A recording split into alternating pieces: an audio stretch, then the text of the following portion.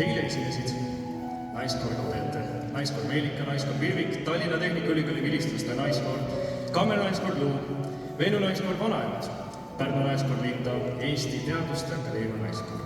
Palume lavale dirigendid Kristin Pitson, Reeda Toots, Linda Karna, Tiiu Künnapas, Külli Kelu, Marina Šarvis, Elisabetta Filippus, Teele Utt, Merike Torro, Mait Männik, Andrus Siimann.